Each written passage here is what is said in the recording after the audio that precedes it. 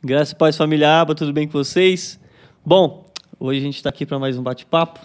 Hoje a gente tem um assunto meio que polêmico nos dias atuais. Uau. É um assunto que com certeza muitas pessoas concordam, outras discordam. Umas abrem mão, outras não abrem mão. Pessoas que com certeza vão dar uma enxurrada aí de comentários gera atrito, negativos, né? Outros positivos. Entretanto, é um assunto que nós precisamos, como igreja, falar, que nós precisamos tratar, porque é de suma importância para os nossos dias atuais.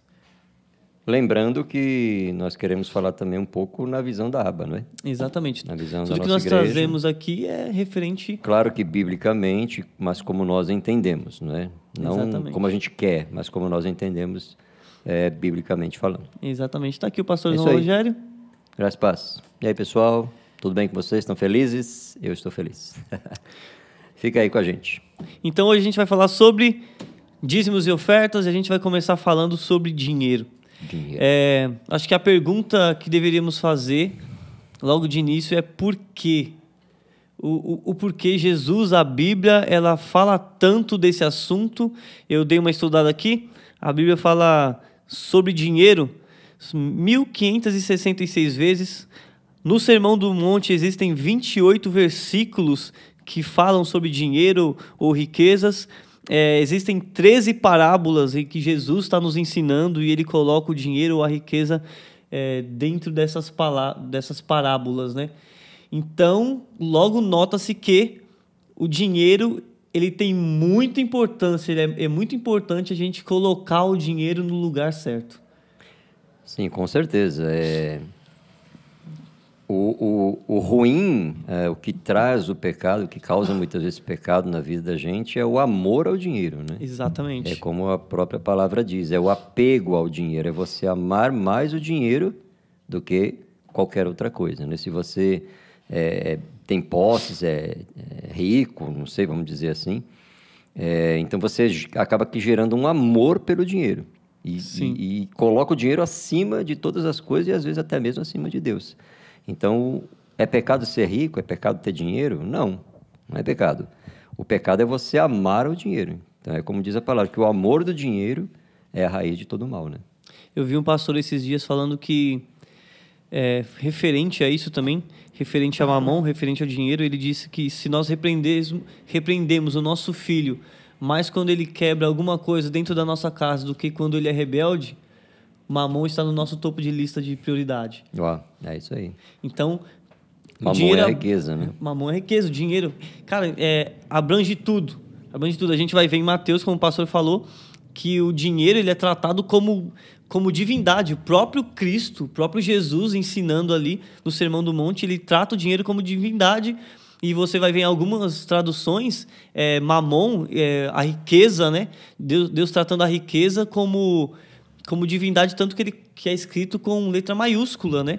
Ele não trata nenhum outro senhor. Você não vai ver na Bíblia ele falando de outro senhor, a não ser o próprio Deus, não que se equipare em poder, em glória, logicamente, mas ele trata como a divindade capaz de tomar os nossos corações, né? E é bem capaz mesmo. Se você deixar, se você der liberdade, bem é tudo quanto você dá liberdade, né?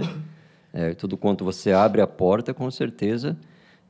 vai entrar, e vai entrar a gente não sabe o quê, né? Então é bem dessa maneira. Exatamente. Então é de suma importância a gente entender, colocar o dinheiro no lugar certo, colocar as nossas finanças no lugar certo.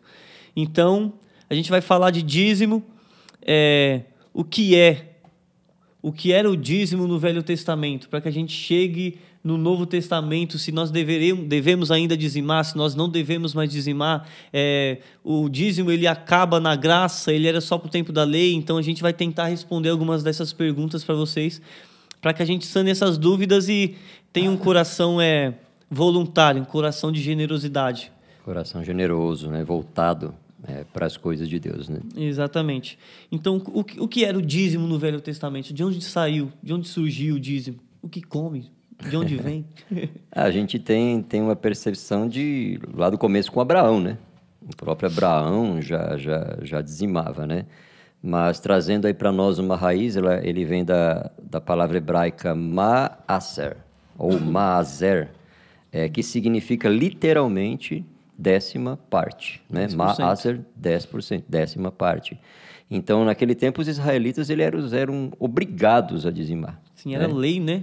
Era o tempo da lei, então existia uma obrigatoriedade para o povo entregar o seu dízimo.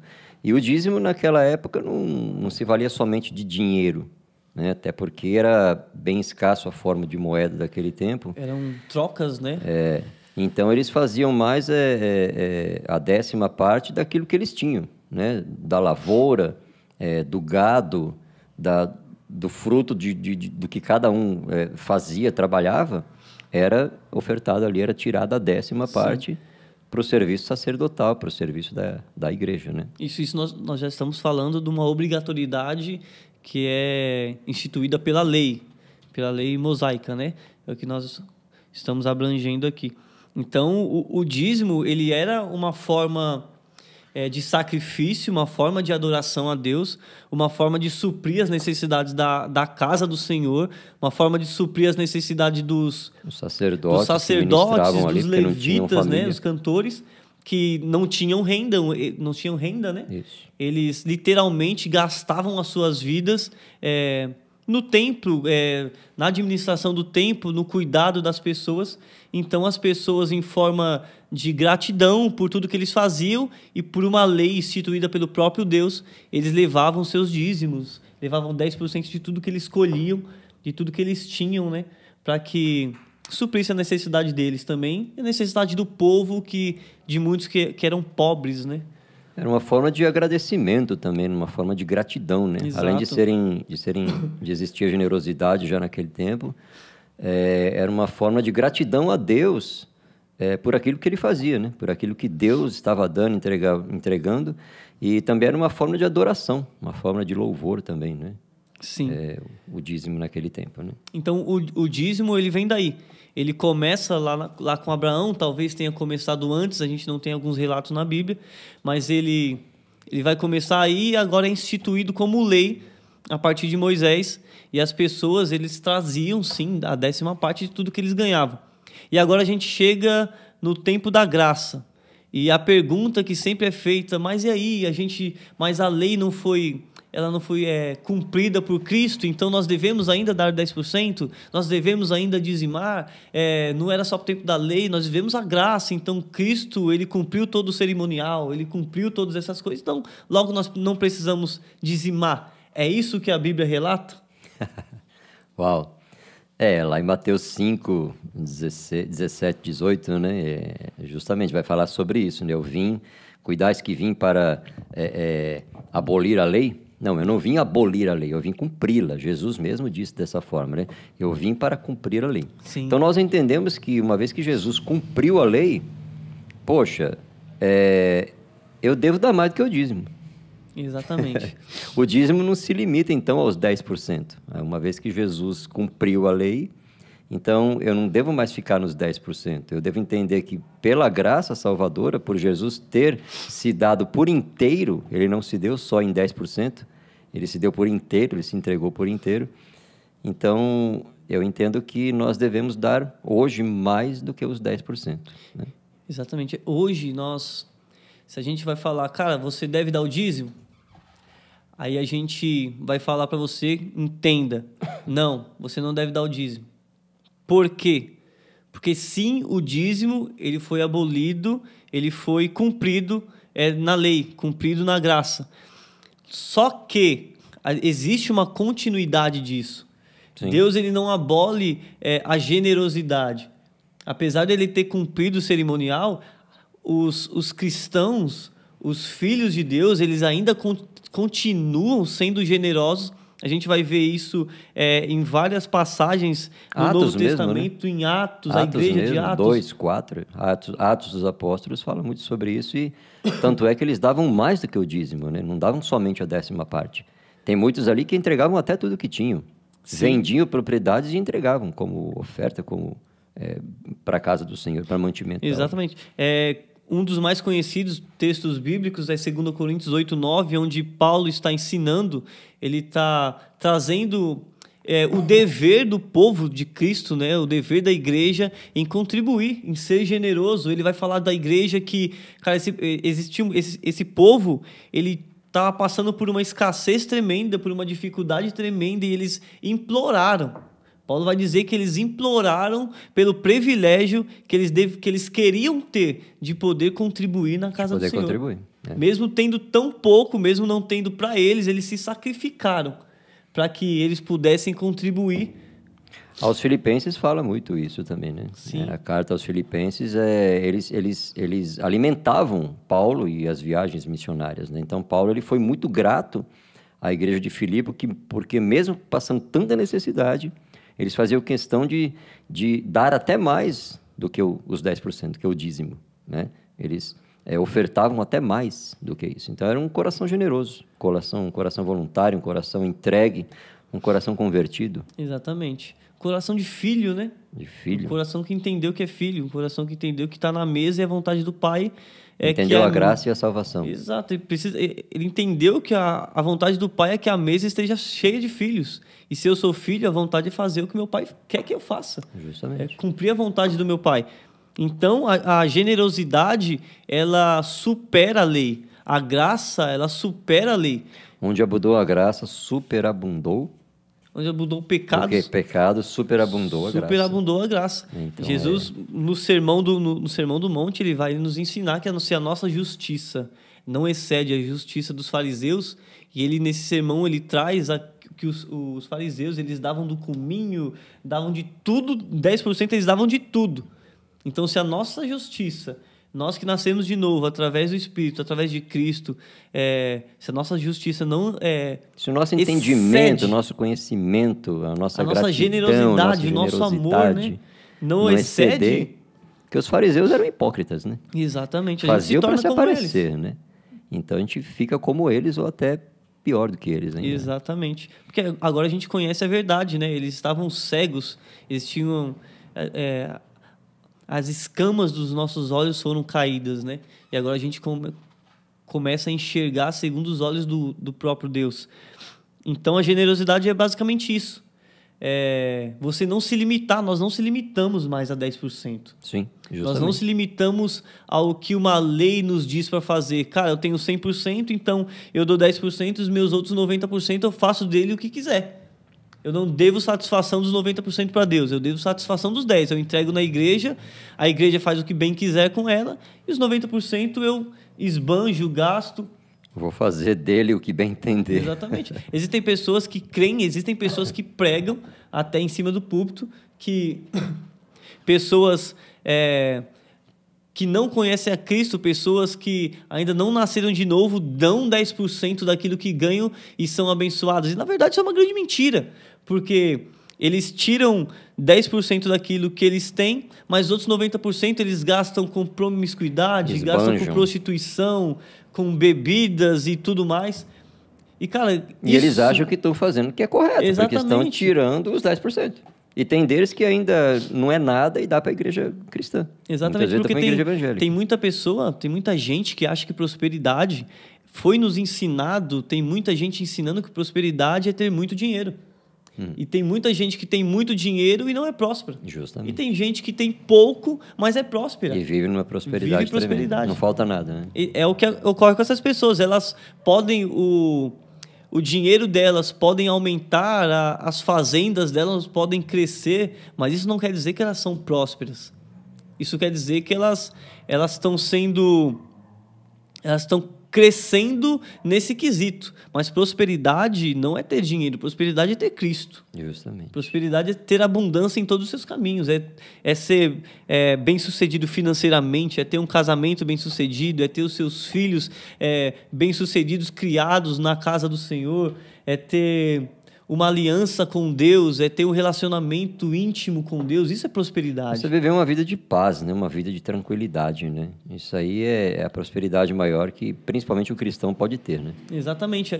E aqui a gente combate, a gente vai entrar num combate a esse evangelho da prosperidade. Essa teologia que dizem da prosperidade. Se é que podemos chamar de teologia, porque teologia é o estudo de Deus, e se o estudo de Deus não te leva a Cristo, te leva a dinheiro, isso não é prosperidade. Isso não é um estudo do que Cristo é, né, na verdade. Muito se prega sobre isso. Algumas igrejas, né, não é falando em nada contra cada um com a sua liturgia, cada um com os seus ensinos, né, mas a gente não pode se limitar a isso, né? O evangelho ele não abrange somente isso, que o crente tem que ser rico, que o crente tem que ter dinheiro, que o crente tem que ter carrões, mansões, tem que ter propriedades para ser um cristão, para ser crente, para ser feliz. Né? O cristão tem que ter tudo isso. Não é que tem que ter. Se tiver, amém, beleza, foi conquistado, maravilha, não tem problema e não tem pecado nisso, desde que não haja o amor sobre todas essas coisas. Né? Mas, como antes você acabou de dizer, a prosperidade em si não é só riqueza. Prosperidade em si não é dinheiro, não é bens materiais. A prosperidade em si, biblicamente falando, é um todo, é um conjunto, né? Dentro de uma casa, numa família, principalmente. Sim, é um conjunto. Sim, e a gente acaba combatendo isso, esse evangelho da prosperidade, porque é um evangelho antibíblico. Antibíblico, evangelho antibíblico, é um evangelho de troca, é um evangelho onde você quer comprar a Deus, onde você... Deus tem que me dar. Deus tem que me dar. Há mais de 500 anos atrás, Martim Lutero, ele vai combater as indulgências, né? Isso. Ele combate as indulgências e naquele tempo a necessidade era de salvação. As pessoas faziam tudo para comprar um lugar no céu. Então, os senhores daquele tempo, as pessoas que tinham a Bíblia debaixo do braço, eles pegam para si esse ensino, não liberam sobre essas pessoas não tinham a liberdade de ter esse ensino dentro das suas casas, eles aprendiam do que era dito para eles. Então, eles começam a vender lugar no céu, ele começa a vender salvação. E hoje o que está acontecendo é que, na grande verdade, foi só uma reciclagem. Porque hoje, naquele tempo, a necessidade era salvação, hoje a necessidade do povo é o dinheiro. Virou o carro-chefe, né? Virou o carro-chefe. Então, agora as pessoas começam a vender prosperidade. Se você Tem que ter alguma coisa para vender. Sim, se você der 1.000, Deus vai te abençoar com 100 mil e por aí vai. E, cara, na grande realidade é apenas um coração caído, um coração que não entendeu. Um coração de pessoas que não são filhas ainda. Não se converteram. Pessoas não convertidas. É bem literal, é direto. Não se converteram ainda. Não se converteram ao real cristianismo. E isso é perigoso, hein, pessoal? Isso aí é perigoso. Tá? Toma cuidado com isso aí, esse evangelho da prosperidade. Toma cuidado, o evangelho da hipergraça. Toma cuidado, porque é o que a gente disse. Não temos nada contra quem faz ou quem pratica, mas tomem cuidado com isso, que o verdadeiro evangelho não é isso, não se limita a isso. Exatamente. O que nós entendemos como prosperidade? A gente acabou de falar, prosperidade é ser abundante em todos os seus caminhos. Justamente. Isso é prosperidade. Prosperidade é você confiar em Cristo, é você depositar a sua confiança em Cristo, saber que Ele é o provedor de nossas vidas. Eu acho que a maior prosperidade é essa daí, né? É você ter a confiança em Deus, em Cristo Jesus, de que Ele é supridor de todas as suas necessidades. Ponto final. Uma das maiores histórias, dentre tantas que existem na Bíblia, é a do próprio Abraão. Sim, Abraão, a gente comentava que Abraão, quando lhe é pedido o filho, quando Deus ele chega em Abraão e ele pede o seu único filho, vale lembrar que ele já tinha um outro de um relacionamento extraconjugal permitido naquele tempo. Então ele tem o filho e quando Deus vai pedir, ele pede do seu único filho. O que Deus estava falando? Cara, eu quero do filho que eu te dei, não daquilo que você tomou por suas próprias mãos. Eu quero que você me dê aquele que eu te dei, o seu único filho. Logo a gente entende que Deus só nos pede algo que Ele já nos deu. A própria Bíblia vai falar que o Deus que dá a semente, Ele vai pedir ela. Ele é o supridor da semente. Por isso que Ele nos pede... Ele dá a visão e dá a provisão. Exatamente, né? Ele dá a visão e dá a provisão. Uau.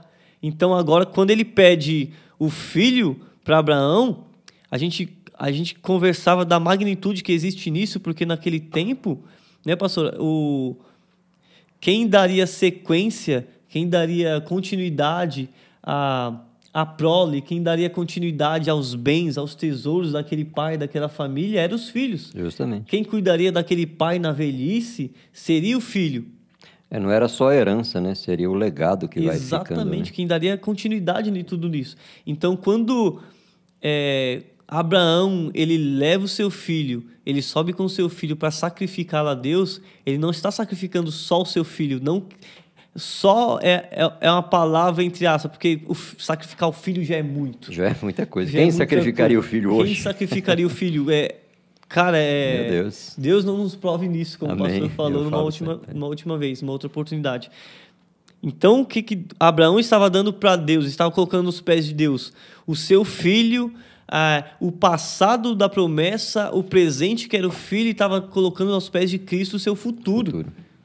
Então, ele está falando, Deus, se você está me pedindo o meu filho, então logo eu estou te dando, mas também eu estou te dando controle sobre o meu futuro, controle sobre a minha velhice. Pronto, justamente. Controle sobre tudo e todas as coisas. Estou entregando nas tuas mãos.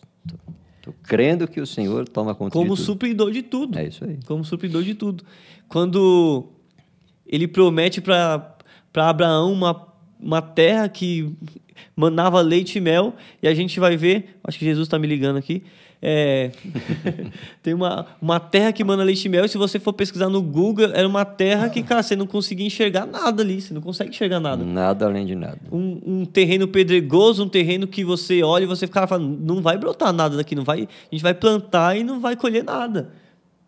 Só que Abraão, ele estava diante da promessa de Cristo, ele estava diante da palavra de Cristo. Então ele entendia que se fosse para qualquer terra que ele fosse, Deus seria supridor. É verdade. Deus supriria as necessidades. Essa história é tremenda, né, rapaz? É muito bonito quando você entra na história de Abraão. Mas, vamos lá, vamos dar uma caminhada. E agora, a gente chegou nisso. Existem algumas perguntas que nos foram feitas e a gente vai responder algumas tentando ser bem sucinto, bem rápido. E uma das perguntas é, o dízimo é para o tempo da graça? Essa é uma das perguntas que foram feitas. A gente acabou respondendo, né? Acho que já foi respondida, né? O dízimo não é mais para o tempo da graça. Para o tempo da graça, hoje, é mais do que o dízimo, né? Então, nós entendemos que se você tem um coração generoso, se você nasceu de novo, se você verdadeiramente é filho, você não vai se limitar somente aos 10%. Né? Então, o tempo da graça, hoje, eu vivo o tempo da graça, então eu não preciso nem dizimar. Não, realmente, não precisa dizimar. Você precisa ter um coração generoso e dar até mais do que o dízimo na obra de Deus, na igreja que você congrega, no local onde você está se alimentando espiritualmente, está crescendo espiritualmente, não é? Por quê? Porque a casa, a obra, ela precisa. O templo precisa. Como Jesus disse, dai a Deus o que é de Deus, a César o que é de César. Então, quer dizer, a César vai pagar seus tributos, a água, as contas, a energia, o aluguel do templo. Internet. E a Deus você dá o que é dele, entendeu? Então, quando Jesus está dizendo isso daí, é que realmente nós devemos pagar nossos tributos. Então, como nós, igreja, não temos uma ajuda financeira de uma parte governamental, até mesmo de políticos, nada contra quem tem, mas assim, a igreja não tem esse auxílio. Então, a igreja, o templo, o mantimento do templo, vive justamente dos dízimos, né? Ou seja, da generosidade do povo que ali congrega. Exatamente. Né? Um exemplo bem claro cara, você é convidado para um churrasco, te chamam para um churrasco, aí você chega lá, você come do bom e do melhor, você não come do contrafilé, você quer comer da picanha, você não bebe do Dolly, você bebe da Coca, e você sai sem prestar contas de nada, você não chega junto com nada, você não leva nada e sai dizendo que você foi abençoado, sai dizendo que foi provisão de Deus. Oh, Deus proveu na minha vida. É a mesma coisa, quando a gente encontra uma família, não é assim na nossa casa? Quando você está na sua casa e você alcança uma maioridade e você começa a trabalhar, existem deveres que o seu pai não precisa te obrigar que você faça. É um dever, é o dever do filho. Chegar junto para que haja mantimento dentro dessa casa, para que alivie um pouco do seu pai. Sim. Assim é na casa de Deus. Quando a gente tá familiarizado dentro de uma família, a gente está se alimentando junto com essa família, a gente tem como dever manter isso, a gente tem como dever manter a casa de Deus aberta, com as contas pagas. Para quê? Para que eu continue sendo alimentado e para que outras pessoas, através de mim, através desta igreja, desta organização, desta família, sejam encontradas, sejam familiarizadas, sejam alcançadas pelo amor de Deus. Não só eu dando dinheiro, mas sim apresentando uma real prosperidade, que é o próprio Cristo. É o próprio Cristo. Pessoas que não precisam só de dinheiro para ser felizes, pessoas que precisam de um todo, né? E Cristo é esse todo. É isso mesmo. Então, respondemos aqui uma. E por que se usa a expressão roubar a Deus para referir-se ao ato de não dizimar? Isso aí a gente vai encontrar lá em Malaquias, né? Sim. Em Malaquias fala muito sobre isso daí. Quando nós falamos de Malaquias, nós entendemos que o profeta ele estava falando ali para os sacerdotes, né? Que se desviaram do caminho, que já não cumpriam mais aquilo que era por lei fazer, né? Que estavam desviando as ofertas, estavam desviando os dízimos. E quanto a isso também os israelitas começavam a fazer dessa forma também, né? Já não contribuíam mais, já não obedeciam mais o que era por mandamento. Sim. Então, Malaquias agora vem dizendo, né, esse negócio de roubar a Deus, né, porque roubaria o homem a Deus. É justamente por isso. Eles já não estavam mais cumprindo com a obrigação deles, né? Exatamente. E os sacerdotes também estavam se defraudando no templo. Então, roubar a Deus, de uma certa forma, entre aspas, seria mesmo isso, né? Literalmente seria isso, hoje também. Uma vez que eu não tenho um coração generoso e que eu não entendo que tudo que eu tenho é de Deus, porque tudo que eu tenho é dele. Exatamente. Nada é meu mesmo, eu não tenho mérito para conseguir nada. O meu esforço, claro, eu fui lá, fiz, batalhei, consegui. Por quê? Porque Deus me deu condições para isso. Então, tudo que nós temos hoje pertence a Deus, é do Senhor, vem dele, né? É permissão dele, é concessão dele. Então, nós vivemos segundo a vontade de Deus, segundo o merecimento nosso próprio, não. Segundo aquilo que Deus acha graça e nos dá. Então, eu tenho que ter esse coração voluntário, ser grato a Deus e poder entregar na obra e para a obra, até mesmo mais do que aquilo que eu deveria entregar. A generosidade fala de um coração grato, um coração fiel a Deus, né? Um coração generoso realmente, um coração que dá mais, tenta dar de tudo, tenta entregar o seu todo, não parte dele, não uma parte imposta, mas entrega um todo. Então, essa graça agora, essa generosidade, ela excede a lei, ela superabunda sobre a lei. A gente vai ver pessoas que vão falar, cara, mas eu não dou, eu não sou generoso, né? Não falamos mais de dízimo, então vamos ficar claro aqui. Não porque seja totalmente errado. É que a palavra não cabe mais. Vamos dizer assim, a palavra já não cabe mais no nosso estilo de vida. Porque o dízimo é real 10%. É o que significa, como o pastor falou no início. Eu não posso me limitar ao dízimo. Então nós não se limitamos mais nisso. Então nós não falamos mais do dízimo. Nós falamos de generosidade, que é um coração que transcende a tudo isso. Então as pessoas falam, mas eu não dou porque existem pessoas, existem pastores, existem igrejas que estão aí luxuosas, pastores andando de carro do ano, de carrão, de jatinho e tudo mais. Mas por isso que eu não dizia, por isso que eu não sou generoso. Talvez caiba até numa pergunta que tem aqui também, mais ou menos dessa parte. Por que é tão difícil hoje as pessoas, né, darem o dízimo? É isso? Exatamente. Ser generosos, vamos dizer assim. Entra nisso. A gente entende, né? A gente lamenta, realmente. Infelizmente, muitos entendem dessa forma, né? Porque os pastores estão ali roubando e... A gente lamenta e a gente enxerga isso. Por isso que nós estamos aqui também colocando a nossa cara, colocando a nossa verdade, a verdade que é bíblica, para falar sobre o real sentido da generosidade, o real sentido de ser grato, de ofertar com amor aquilo que Deus já te deu. Então, também não é pagar, né, Anderson? Só te cortando um pouquinho. Não. Né? Não é pagar. E tem muita gente que ainda traz hoje, para o tempo da graça, né? Vamos lá, que a gente vive, eu vou pagar meu dízimo. Não, não. O dízimo não se paga. A gente nunca pagou o dízimo. Como é que eu vou pagar uma coisa que eu estou recebendo? Como se a gente conseguisse pagar algo tão grande que Deus nos fez. Né? Não se paga dízimo. O dízimo eu entrego, né? O dízimo ele sempre foi por obrigatoriedade na lei, hoje por generosidade mais do que o dízimo. Então, eu entrego o dízimo. Ao quê?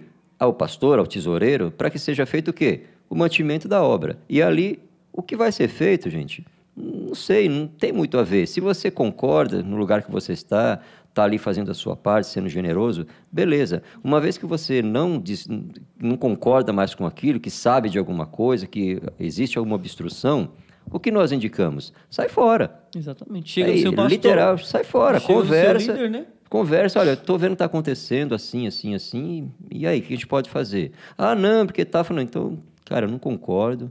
Meu, vai abençoar outro lugar. Exatamente. Porque abençoado por Deus, você vai ser onde você estiver. O que você não pode é sair fora, entendeu? É ir para o mundão do pecado aí, isso é complicado. Sabe, vai servir uma outra igreja, vai servir em um outro lugar, você vai servir o mesmo Deus e você vai abençoar a obra do Senhor. Exatamente. Seja grato, entregue sua generosidade em um lugar que seja transparente, em um lugar onde você tenha acesso às finanças, no quesito de saber o que está entrando e para que está saindo. Seja generoso nesse lugar.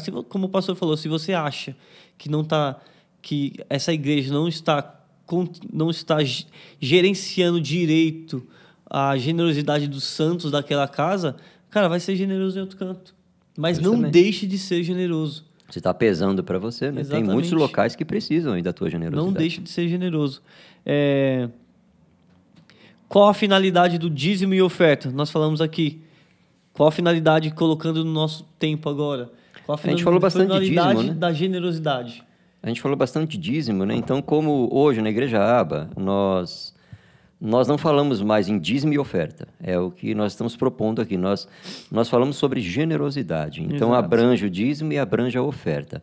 A oferta, um pouco diferente do dízimo, o dízimo é os 10%. E tem muitas igrejas que entendem isso hoje e vão continuar assim a vida toda. Amém por isso. Legal, joia, nada contra isso daí. Né? Nós estamos falando sobre o que nós entendemos biblicamente e trazendo um pouco da leitura da Igreja Aba. Então, nós falamos sobre generosidade, sobre semente, sobre semear, sobre lançar a tua semente. Então, a oferta, um pouco diferente do dízimo, é quando você doa, quando você dá, você separou teu dízimo, entregou, o dízimo é obrigatório. Então, tirei lá os 10%, pá. Agora eu vou ofertar, como em todo culto a gente oferta. Vai lá, tira uma moeda, tira R$10, tira 5, faz a oferta. Às vezes é um envelopinho lá para ajudar na obra das crianças, na assistência social. Vamos fazer uma campanha de uma cesta. Isso são ofertas. Né? Ofertar uma cesta básica, ofertar mantimento, ofertar roupa, Exato. Ofertar, sei lá, qualquer coisa. Não se limita somente a dinheiro. Né? Então, a oferta, um pouco diferente do dízimo. Quem entende dízimo, amém, 10%, separou, aquilo é obrigado todo mês, embora hoje não seja mais. Né? E a oferta é algo que você dá voluntário, você dá o quanto você quiser. Hoje eu vou dar 5, hoje eu vou dar 10, hoje eu vou dar 20. Hoje eu não tenho, não vou dar nada. Né? Então, como nós falamos sobre generosidade, qual a finalidade do dízimo e da oferta? Abençoar a casa do Senhor, abençoar a obra de Deus, abençoar o templo, abençoar aqueles pastores que vivem da obra e para a obra, que tem muitos Sim. que vivem da obra, mas não vivem para a obra. Exatamente. Né? Talvez por isso a dificuldade de alguns de dar o dízimo, de ofertar, né? Então, assim, tem muitos pastores que vivem da obra, mas não vivem para ela. Agora, tem outros que vivem da obra e vivem literalmente para a obra. Vão nas casas, fazem oração, de manhã, de tarde, de noite, de madrugada, né? E a finalidade justamente é para isso, para cobrir as despesas do salão, do templo. Né? Nós aqui pagamos aluguel. Exatamente. Então, a finalidade da generosidade, pagar o aluguel do salão, pagar a água, a luz, a internet, que está sendo transmitido, levado até você. Né? Nós aqui todos trabalhamos, graças a Deus, então o que entra no templo é para o templo, para melhoria, para pintura, para uma salinha como essa daqui, para a gente poder fazer uma frente, para a gente poder pintar a igreja. Então, a finalidade, do dízimo e da oferta é justamente para Para isso aí. abençoar os órfãos e viúvas, né? Abençoar as pessoas que precisam. Pessoas que estão inseridas em nosso meio e necessitam de algo, de um mantimento. Pessoas que não estão inseridas ainda, mas nós temos acesso a elas também para que nós possamos abençoar. Então, isso é o que nós pensamos sobre. Uma última pergunta aqui. Devo dar do bruto ou do líquido? Outra vez entra, acho que é a mesma questão de cima, né? Como nós não temos a visão e não nos limitamos aos 10%, eu acho que você precisa ser generoso. Se você ganha 1.000, separa lá 100, 200, 300, o que você pode, entendeu? Se, de repente, nesse mês você não pode dar nada, como conhecemos pessoas, né? Que às vezes ficam até constrangidas em dizer, poxa, hoje eu não consegui dar. Tudo bem, supre a sua necessidade na sua casa. Eu não vou dizer que com isso você vai ser... Deus vai pesar a mão sobre você, como muitas vezes a gente aprendeu e muitos ainda vivem isso. Deus vai pesar a mão, vai vir uma doença, vai vir enfermidade, você não vai ser abençoado. Não, cara, para com isso, isso aí não existe, sabe? Isso aí é conto de pastor pidão. É conto de carochinho, entendeu? Mas você... como a gente falou, você tem que ser generoso, cara. Sabe? Então, é do bruto ou do líquido? Não importa, seja generoso. Separa ali o quanto Deus propôs no teu coração, com amor, com carinho, sabe? Com desejo, fazendo por graça, por vontade, não por obrigação, não porque alguém está te pedindo. Faça com amor, faça deliberado, faça por gratidão, faça por reconhecimento de filho, sabe? Faça com amor, seja generoso. Exatamente.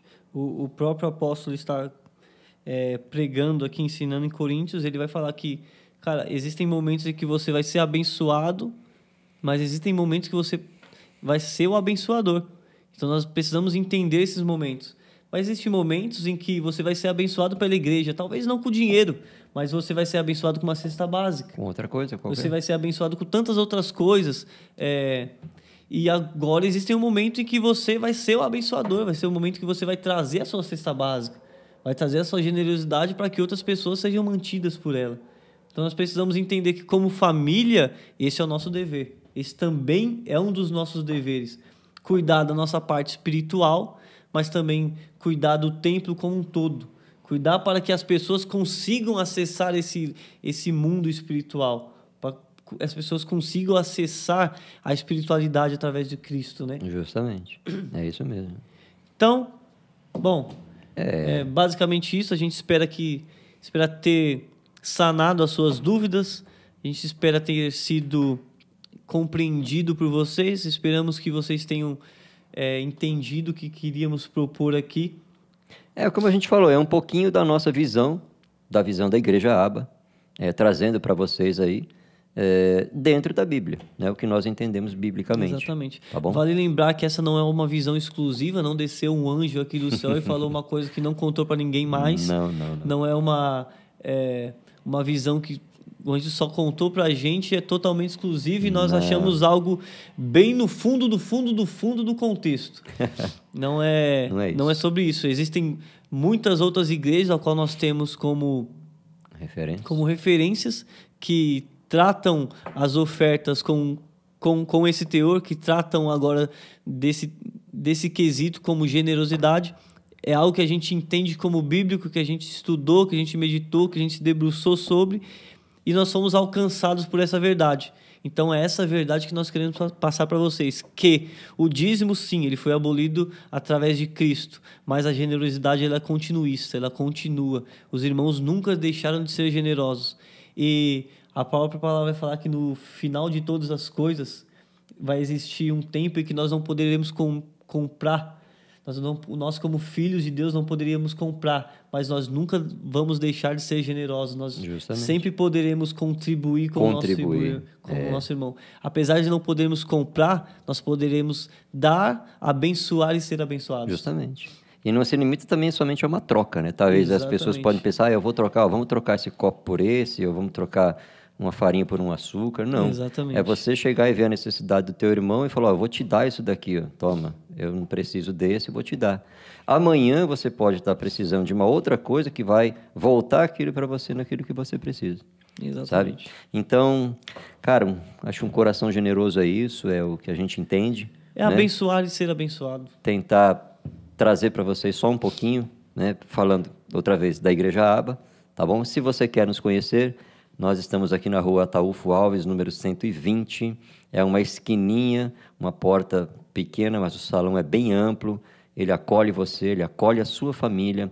Vem nos fazer uma visita, vem estar conosco, vem viver família com a gente, tá bom? E nós esperamos ter sarado aí um pouquinho das suas dúvidas, tá bom? É isso aí. Deus abençoe, família. Tenham uma ótima semana. Glória a Deus. Nossos cultos aqui são aos domingos às 18 e às quartas-feiras às 20 horas. Deus te abençoe. Até o próximo vídeo. Amém.